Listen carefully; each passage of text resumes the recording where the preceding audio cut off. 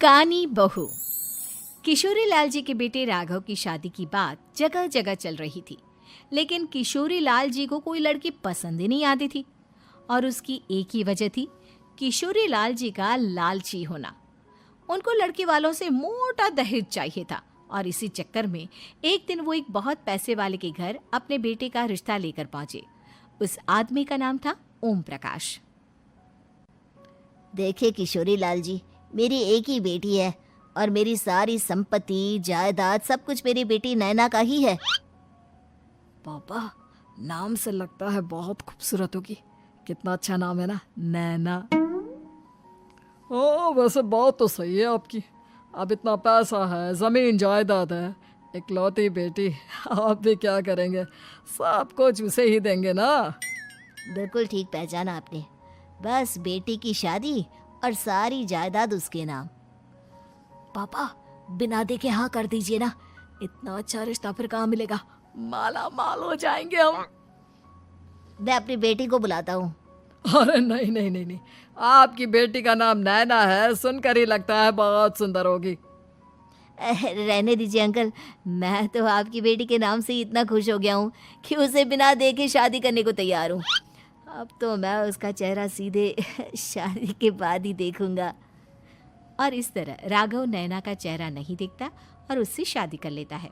शादी के बाद अपनी सुहाग रात पर जब राघव नैना का घूंघट उठाकर देखता है तो नैना की आंखें बंद थी। कितनी खूबसूरत हो तुम नैना, जरा अपनी आंखें खोलकर मेरी तरफ देखो तो सही। नहीं, मुझे शर्म आती है। अरे, मैंने तुम्हें शादी से पहले भी नहीं देखा, और अब अगर तुम आंखें खोलकर मुझे देखोगी भी नहीं तो मुझे अच्छा कैसे लगेगा? इससे पहले कि नैना अपनी आंखें खोलकर राघव की तरफ देखती, अचानक से लाइट चली गई और राघव नैना को पूरी तरह से देख भी नहीं पाया। अगली सुबह नैना राघव के लिए नाश्ता बनाकर लेकर आई। अरे ये क्या, आधा पराठा सीका हुआ है और आधा बिल्कुल कच्चा। ये तुमने क्या किया नैना? बहू, तुमने क्या आधा पराठा तवे से नीचे लटका कर रखा था, जो आधा सिका है और आधा कच्चा? मुझे जितना दिखेगा उतना ही तो सीखूंगी ना पापा जी। जहाँ जहाँ मुझे नजर आ रहा था वहाँ मैंने सीख लिया, जहाँ जहाँ नहीं दिखा वहाँ कच्चा रह गया होगा। इसका क्या मतलब है? ये कैसा मजाक कर रही है तुम? अरे बहू, तुमने इतना लंबा घूंघट क्यों लगाया हुआ है? देखो, हमारे घर में बहुओं को बेटी की तरह रखा जाता है, और फिर तुम तो इतना सारा माल लेकर आई हो। देखो, ये घूंघट डालकर रखने की कोई ज़रूरत नहीं है। हाँ नैना, पापा जी ठीक कह रहे हैं, तुम तो आराम से रहो, अपना ही घर समझो। नैना अचानक से अपना घूंघट उठा लेती है। अरे ये क्या पापा, नैना की तो एक आंख फूटी हुई है। नाम से नैना, लेकिन ये तो कानी बहू निकली। मेरे साथ धोखा हुआ है, धोखा। बिना दिखाए अपनी कानी लड़की मेरे संग ब्याह दी। मुझे कानी बीवी नहीं चाहिए। मुझे अभी ओम प्रकाश जी से बात करनी पड़ेगी। आखिर उन्होंने मेरे साथ ऐसा किया क्यों? अरे, आप लोगों ने ही तो पापा से कहा था कि आप लोग शादी से पहले मुझे देखना नहीं चाहते। अब मेरे पापा पर क्यों इल्जाम लगा रहे हैं? अरे लेकिन उन्हें बताना तो चाहिए था ना कि तुम कानी हो, एक आंख से तुम्हें दिखाई नहीं देता। किशोरी लाल और राघव नाराज होकर ओम प्रकाश को अपने घर बुलाते हैं। पापा जी, ये आपने क्या किया? शादी से पहले बताया क्यों नहीं कि नैना की आंखों में परेशानी है? अरे, आप ही ने तो लड़की देखने से मना कर दिया था।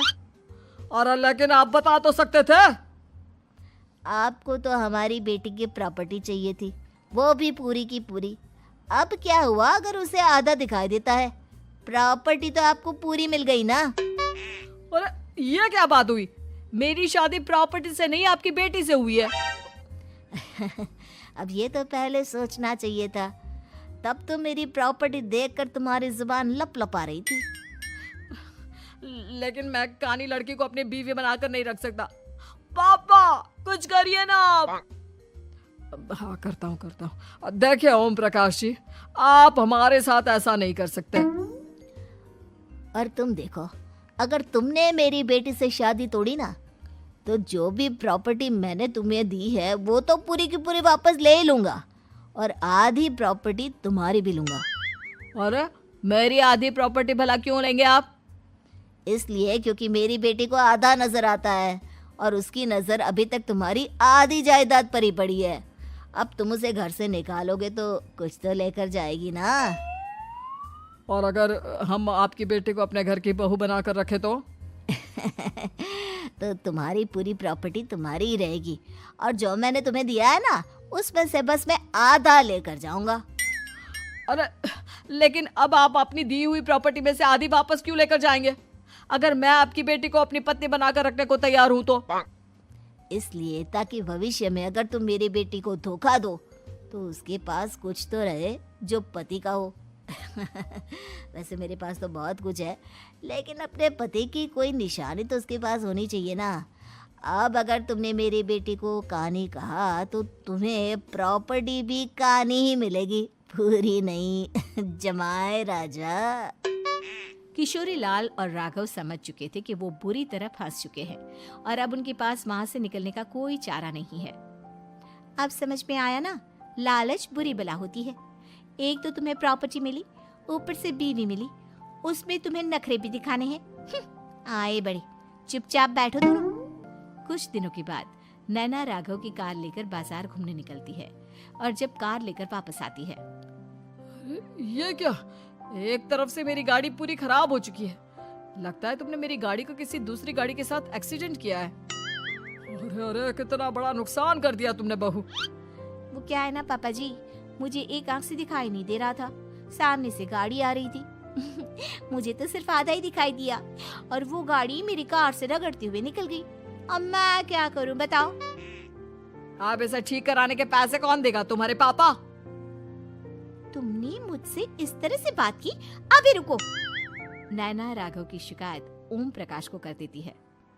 देखो राघव, अब जो मेरी आधी प्रॉपर्टी तुम्हारे पास थी ना, उसमें से आधी और मैं लेकर जाऊंगा, क्योंकि तुमने मेरी बेटी को डांटा।